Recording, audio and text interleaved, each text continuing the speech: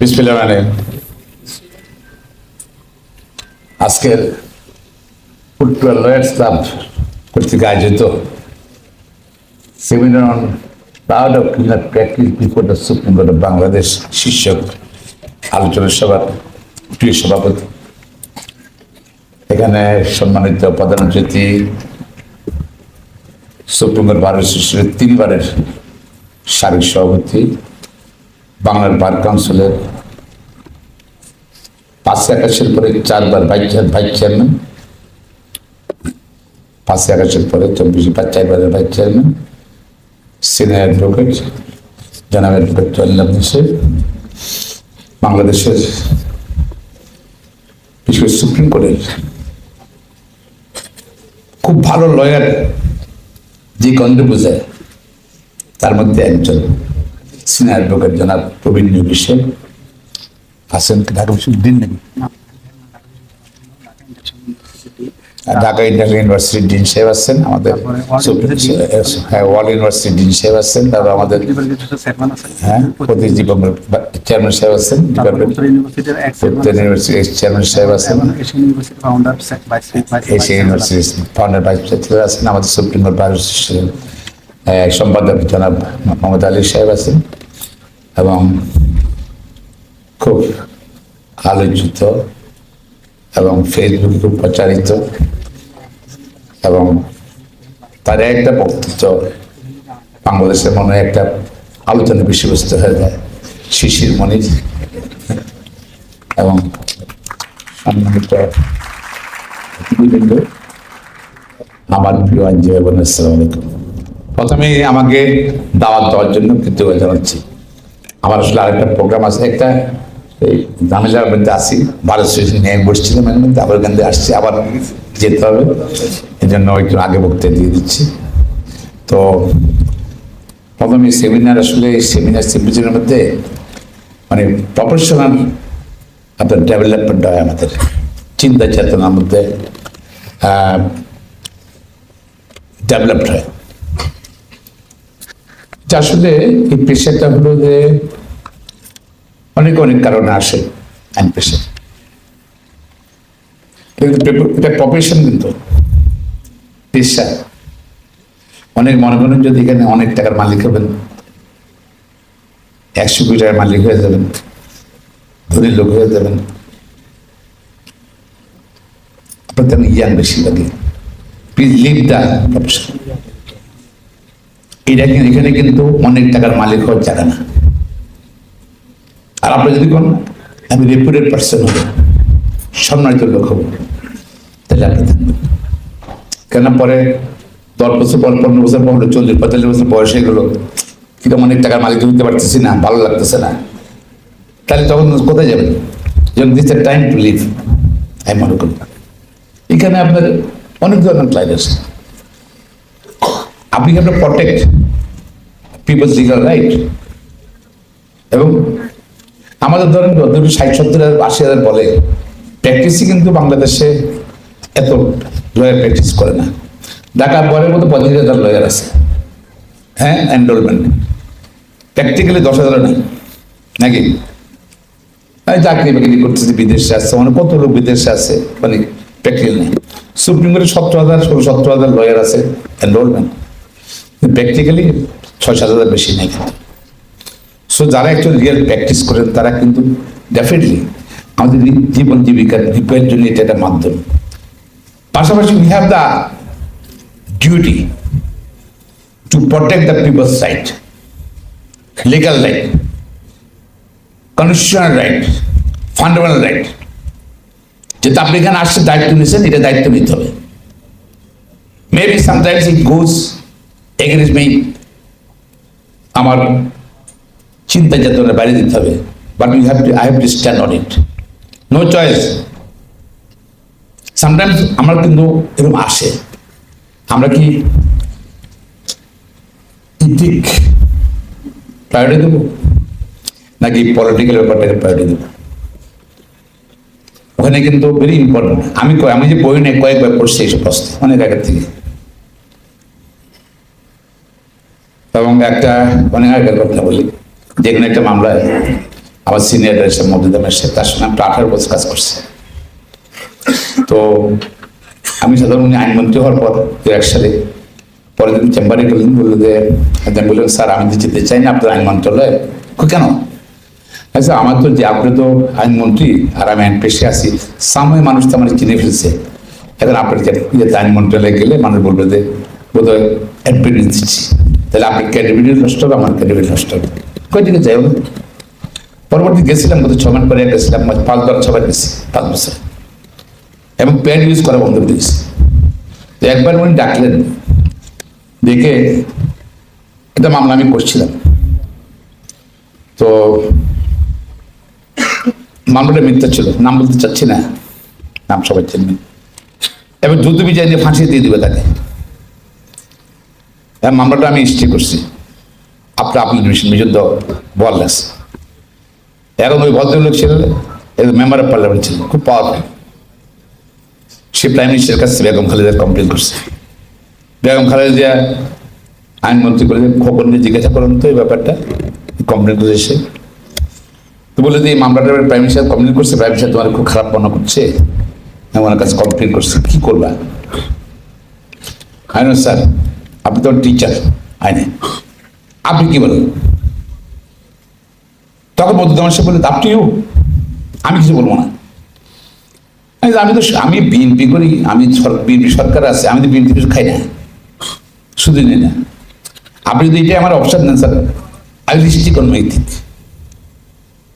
আমি কিন্তু রিস্ট্রিক্ট করলাম, সেই লোকরা ফাঁসি দিতে পারেনি।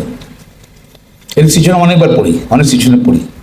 এখানে কিন্তু পরীক্ষা, আমাদের পরীক্ষা দিতে হয়, ইমানের পরীক্ষা দিতে হয়।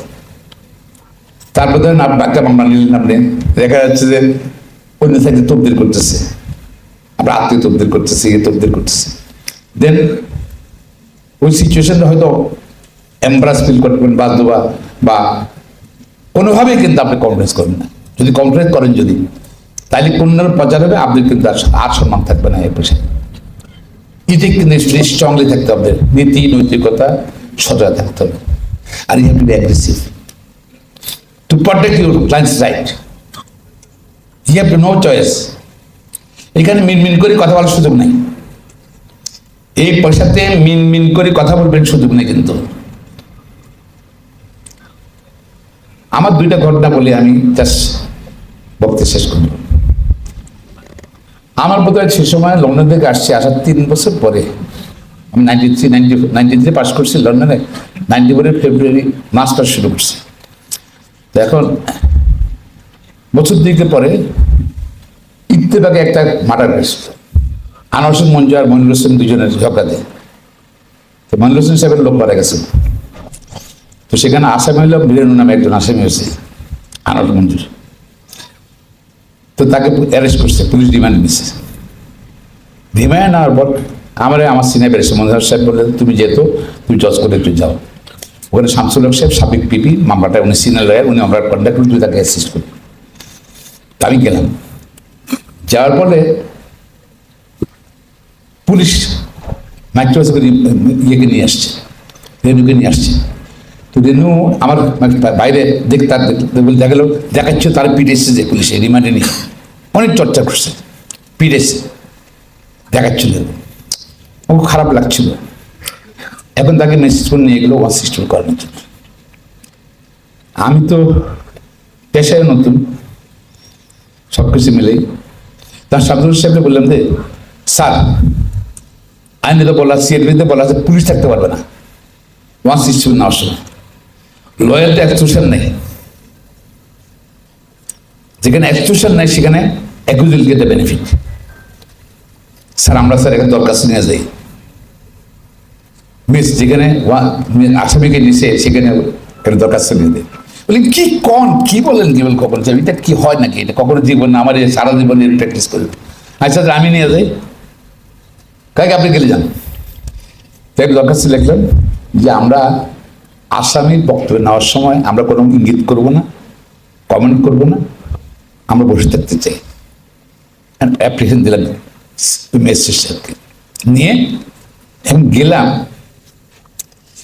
আস্তে আস্তে নক করলাম, ভয় ভয় ম্যাজিস্ট্রেট সাহেব খোলে না দরজা, তো জোরে জোরে রং করা আরম্ভ করলাম, একদম জোরে। এখন মেসেজ খুললো, কি ব্যাপার?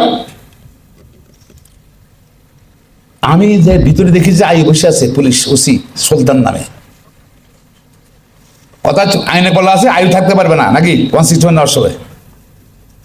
আর ব্যাপার তো আসছে দরখাস্ত নিয়ে, ইনি কি করতেছে এখানে ভিতরে? আসামি আছে, আয়ু আছে, হোয়াট ইজ ডুইং হিয়ার? কেন আসছে সেখানে মধ্যে? সে থাকার কথা না। মেসি সে বললো যে না না না, কেন আসছে? তখন ওই সুলতান ওসি সাহেব ভেঙে গেছে, দৌড়ে দৌড়ে ভেঙে গেছে। আমি বললাম আমি এর দরখাস্ত নিয়ে আসছি, আমি একটু বুঝতে থাকতে চাই, আমি কমেন্ট করবো না, ডেটিকেন দিলাম, কোনো কথা দেখবো না। দরখাস্ত দিলেন, বলেন তো আমি তো কি করবো, প্রায় 10 বছর বিএসসিসি করি, এরকম কোনো দরখাস্ত কেউ কখনো দেয়নি। দেন আমি সিএপি দেখলাম এটা পুলিশ থাকবে নাকি, লয়ার থাকতে পারবে, এর কোনো তো এস্টিমেশন নাই। বললাম যে আপনি একটা কাজ করতে পারেন স্যার, আপনি আমার দরখাস্ত অ্যালাউ করতে পারেন, তাহলে বসবো। আপনি ইচ্ছে হলে দরখাস্ত রিজেক্ট করে দিতে পারেন। রিজেক্ট করলে তাহলে কি থাকতে চাইছিলাম, এটা রেকর্ডে থেকে দেয়, তার 160 ডাউট হয়ে যাবে নাকি, মাথা ঢুকলে যায়। এখন মেসি তার বিপদে পারে এগুলো, আমি কি করে বুঝতে পারছি না। আর স্যার আমি বাইরে ওয়েট করে আপনি একটা দরখাস্ত নিয়ে সিএম সাহেবের সাথে কথা বলে আসেন, যেহেতু আপনি কখনোই এই সিচুয়েশন পড়েননি। এখন আমার তার তো ঘায়ে রক্তাক্ত শরীর, আসামি দেখতেছে এখন এই অকস্মাৎ মুসকে হাঁটতেছে মিনিস্ট্রির অসহায়ত্ব দিকে। আচ্ছা আপনি বাইরে ওয়েট করবো, আপনি দরখাস্ত নিয়ে সিএম সাহেবের দেখা করে আসেন। দুইটাই করতে পারেন। চিন্তা করি আমি আর ইয়ে দেবো, দেবো না, আমি জেলে পাঠিয়ে দিচ্ছি, আপনি প্লিজ দরখাস্ত উচ্চ করেন। এটা বোধ কেউ কিন্তু এটা প্র্যাকটিস করেনি বাংলাদেশে আমার কাছে, আমি জানি না কেউ করছে কিনা। এটা হলো একটা আড্ডা ঘটনা বলি। আমি অনেক রাত্রিতে কাজ করি, আবার 15-16 ঘন্টা কাজ হয় প্রতিদিন। রাত 8টার আগে কখন আমি বেরিয়ে যাই, আবার 7:30 পর 8টা ঘুমতে করতে হয়, আবার রিভিশন করার জন্য। আর এটা তো রাত্রে বোধ হয় 12:30 পর 1টা, 12:30 1টার দিকে হঠাৎ করে এর আগে ভদ্রলোক বলছে, আমার ক্লায়েন্ট বললো যে স্যার ওই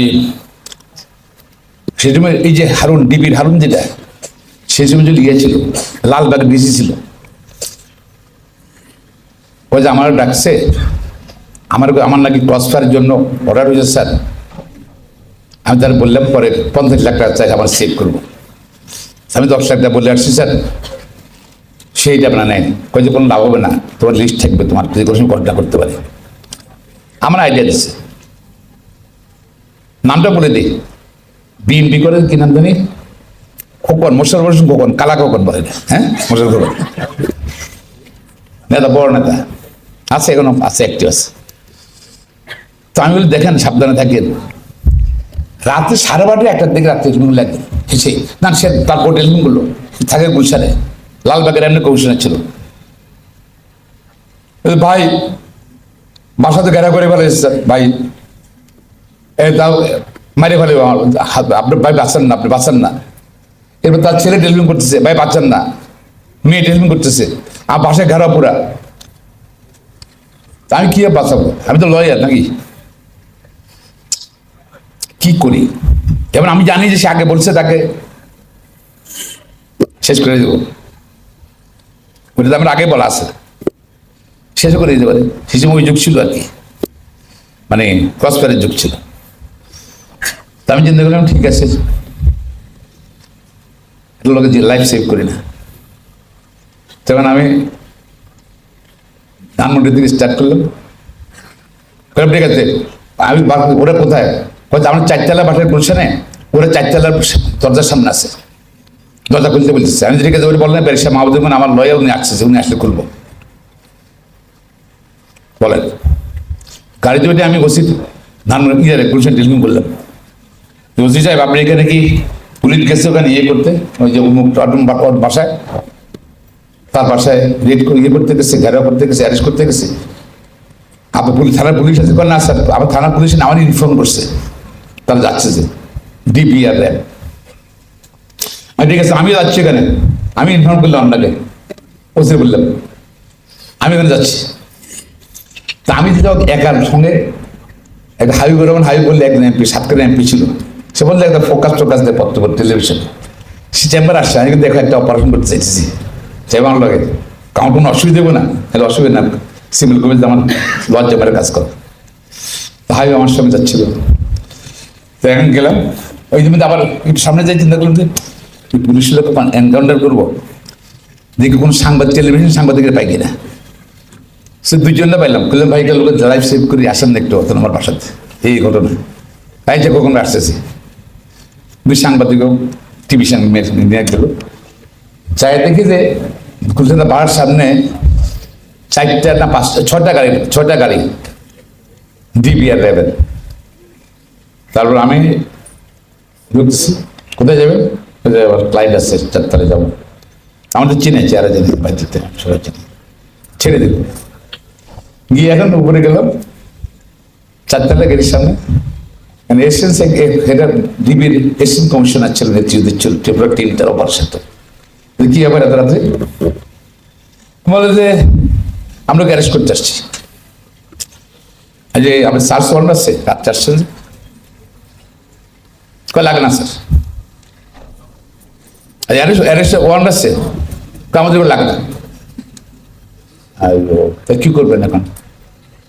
ঠিক আছে, এগুলো লাগে না তো, রাত্রেবেলা তো আপনার বাসার সার্চ করবেন, সার্চ ওয়ারেন্ট লাগবে না আপনার, লাগে না।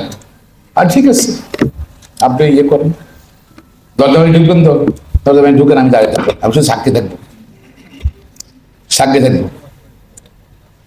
এখন এর মধ্যে টেলিভিশন সাংবাদিক চলে আসছে, আমি তর্ক করছি যে তারা আবার দিচ্ছে।